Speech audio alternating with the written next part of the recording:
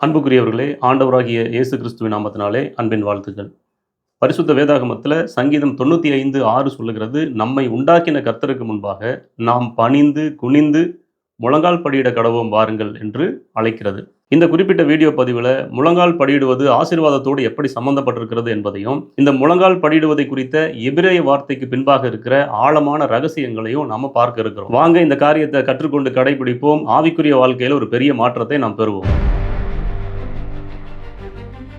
1 ராஜாக்கள் 8:54 சொல்லுகிறது, சாலமோன் கர்த்தரை நோக்கி இந்த ஜெபத்தையும் வேண்டுதலையும் எல்லாம் செய்து முடித்த பின்பு அவன் கர்த்தருடைய பலிபீடத்திற்கு முன்பாக தன் கைகளை வானத்திற்கு நேராக விரித்து முழங்கால் படியிட்டிருந்ததை விட்டு எழுந்து அப்படின்னு வாசிக்கிறோம். இவர் மிகப்பெரிய ராஜா, பெரிய தேவாலயத்தை கட்டினவர். இவரே சகல ஜனங்களுக்கு முன்பாக முழங்கால் படியிட்டு ஜெபித்தார் அப்படின்னு சொல்லி நம்ம பார்க்கிறோம். எஸ்ரா 9ஆம் அதிகாரம் 5ஆம் வசனத்துல, அந்திபலி நேரத்திலே நான் துக்கத்தோடு எழுந்து கிழித்து கொண்ட வஸ்திரத்தோடும் சால்வையோடும் முழங்காற்படியிட்டு என் கைகளை என் தேவனாகிய கர்த்தருக்கு நேராக விரித்து அப்படின்னு எஸ்ரா எழுதுறாரு. இந்த எஸ்ரா மிகப்பெரிய வேத பாரகன், ஜனங்களிடத்திலே மதிப்பையும் மேன்மையும் பெற்ற ஒரு ஸ்தானத்தில் இருக்கிற ஒரு மனிதன் முழங்கால் படியிட்டு ஜெபிக்கிறார்.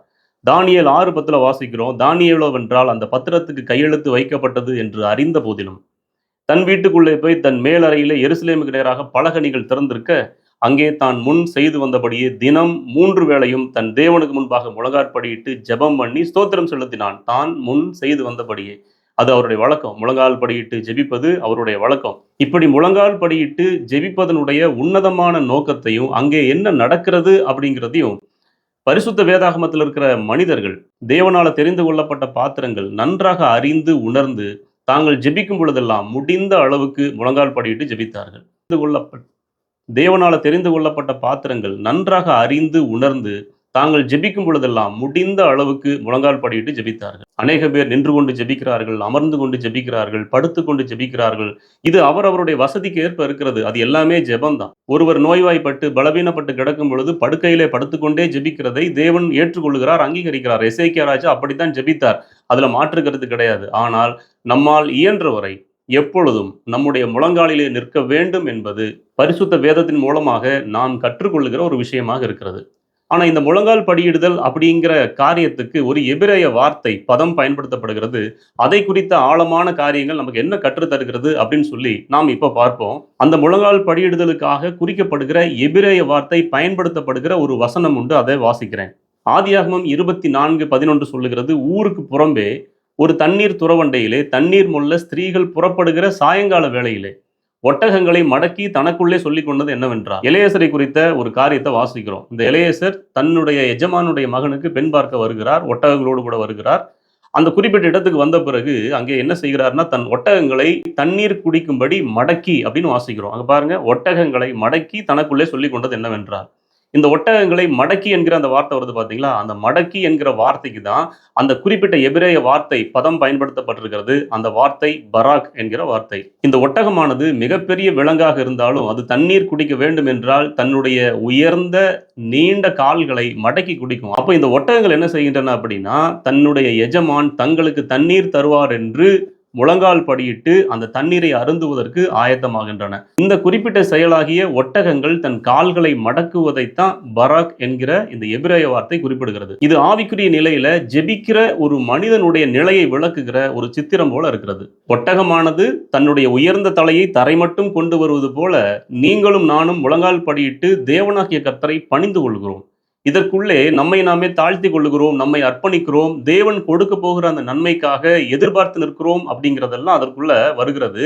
அப்ப அந்த ஒட்டகத்தினுடைய எஜமான் என்ன செய்கிறார் அப்படின்னா, அந்த ஒட்டகத்துக்கு தண்ணீர் வார்க்கிறார், அப்போ ஆசீர்வதிக்கிறார். இது எப்படி நடக்குது அப்படின்னா, தன்னிடத்திலே பணிந்து கொள்ளுகிற மனிதனுக்கு கர்த்தர் ஆசீர்வாதங்களை அருளுகிறார். அதற்கான உதாரணங்களையும் பரிசுத்த வேதாகமத்தில் பார்ப்போம். மத்தேயு 17ஆம் அதிகாரம் 14ஆம் வசனம் சொல்லுகிறது, அவர்கள் ஜனங்களிடத்தில் வந்தபோது ஒரு மனுஷன் அவரிடத்தில் வந்து அவர் முன்பாக முழங்கால் படியிட்டு தன்னுடைய மகனுக்காக வேண்டிக் கொள்கிறான், சுகம் பெறுகிறான். மார்க் 1:40 சொல்லுகிறது, அப்பொழுது குஷ்டரோகி ஒருவன் அவரிடத்தில் வந்து அவர் முன்பாக முழங்கால் படியிட்டு உமக்கு சித்தமானால் என்னை சுத்தமாக்க உம்மால் ஆகும் என்று வேண்டிக் கொண்டான்.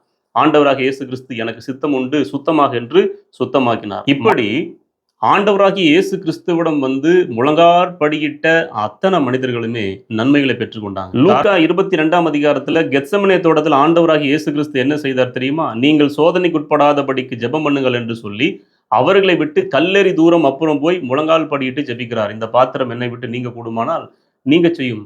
ஆயினும் என்னுடைய சித்தத்தின்படி அல்ல, உம்முடைய சித்தத்தின்படி ஆக கடவுது என்று ஆண்டவராக இயேசு கிறிஸ்து ஜெபித்தார். நம்ம பார்த்தோம், தீர்க்கதரிசிகள் முழங்கால் படியிட்டு ஜெபிக்கிறாங்க, வேத பாரகர் முழங்கால் படியிட்டு ஜெபிக்கிறாங்க, ராஜாக்கள் முழங்கால் படியிட்டு ஜெபிக்கிறாங்க, தேவைகள் இருக்கிற மனிதர்கள் முழங்கால் படியிட்டு ஜெபிக்கிறாங்க. இதெல்லாம் ஓகே. இதையெல்லாம் தாண்டி ஆண்டவராகிய இயேசு கிறிஸ்துவே முழங்கால் படியிட்டு ஜெபிக்கிறார் அப்படின்னா, அந்த முழங்கால் படியிடுதலினுடைய முக்கியத்துவம் எவ்வளவுன்னு சொல்லி பாருங்க. ஆண்டவராகிய இயேசு கிறிஸ்துவே முழங்கால் படியிட்டு ஜெபிக்கிறார் அப்படின்னா, நீங்களும் நானும் முழங்கால் படியிட்டு ஜெபிக்க வேண்டியது எவ்வளவு அதிகம். இன்னும் அதற்குள்ளே ஆச்சரியமான ஆழமான அர்த்தங்கள் இருக்கிறது. அவைகள் என்ன அப்படின்னா, ஆதியாகமம் 12ஆம் அதிகாரம் 2, 3 வசனங்கள்ல ஆபிரகாமை கர்த்தர் ஆசீர்வதிக்கிறார் பார்த்தீங்களா? அந்த ஆசீர்வாதங்களுக்குள்ள இந்த பராக் அப்படிங்கிற வார்த்தை ஒளிந்திருக்கிறது. யோபு 2:9 யோபுவுடைய மனைவி யோபுவை பார்த்து கேட்குறாங்க பாருங்க, நீர் இன்னும் உம்முடைய உத்தமத்தில் நிலைத்து நிற்கிறீரோ அப்படின்னு கேட்குறாங்க பார்த்தீங்களா? அந்த உத்தமம் அப்படிங்கிற வார்த்தைக்குள்ள பராக் என்பது ஒளிந்திருக்கிறது. இவைகள் எல்லாம் வைத்து பார்க்கும்போது நாம் கற்றுக்கொள்ள வேண்டிய மிக முக்கியமான உன்னதமான சத்தியம் என்ன அப்படின்னா, நாம் நம்முடைய வாழ்வின் சூழ்நிலைகள் எப்படிப்பட்ட நிலையில் இருந்தாலும் உண்மையாக உத்தமமாக யோபு போல விசுவாசத்தில் நிலைத்திருந்து நம்மை நாமே தாழ்த்தி முழங்கால் படியிட்டு பிதாவாகிய தேவனை நோக்கி ஆண்டவராகிய இயேசு கிறிஸ்துவின் நாமத்தினாலே நாம் நம்மை தாழ்த்தி அவரை உயர்த்தி ஜெபிக்கும் பொழுது பிதாவாகிய தேவன் குமாரனாகிய கிறிஸ்துவின் மூலமாய் நம்மை ஆசீர்வதிக்கிறார். நம்முடைய வாழ்வின் தேவைகளை சந்திக்கிறார். நம்முடைய சூழ்நிலைகளை மாற்றுகிறார். இதுதான் முக்கியமான காரியம். எபிரேயர் 12ஆம் அதிகாரம் 12, 13 வசனங்கள் சொல்லுகிறது, ஆகையினால் நெகிழ்ந்த கைகளையும் தளர்ந்த முழங்கால்களையும் நீங்கள் திரும்ப நிமிர்த்தி முடமாயிருக்கிறது பிசகி போகாமல் சொஸ்தமாகும்படி உங்கள் பாதங்களுக்கு வழிகளை செவ்வைப்படுத்துங்கள். ஆவிக்குரிய வாழ்க்கையில நாம் ஜெபிக்க முடியாதபடி அநேக காரியங்களால சோர்ந்து போய் நிற்கிறோம். ஆனால் வேதம் நம்மை அழைக்கிறது, தளர்ந்த முழங்கால்களை நாம் திரும்ப நிமிர்த்த வேண்டும் என்று. நம்மை உண்டாக்கின கர்த்தருக்கு முன்பாக நாம் பணிந்து குனிந்து முழங்கால் படியிட கடவோம் வாருங்கள். நாம் முடிந்த பொழுதெல்லாம் முழங்கால் படியிட்டு ஜெபிப்போம். இந்த வார்த்தைகள் நிச்சயமாக நம்முடைய வாழ்க்கையில் நிறைவேறும். தேவனாகிய கர்த்தர் நம்மை ஆசீர்வதிக்கிறவராக, அரவணைக்கிறவராக, நம்மை முழுவதுமாக ஆட்கொண்டு நடத்துகிறவராக எப்பொழுதும் அவர் நம்மோடு கூட இருப்பார். மீண்டும் நல்லதொரு செய்தியோடு கூட நாம் சந்திப்போம். தேவனுடைய நாமம் மகிமைப்படுவதாக. ஆமென்.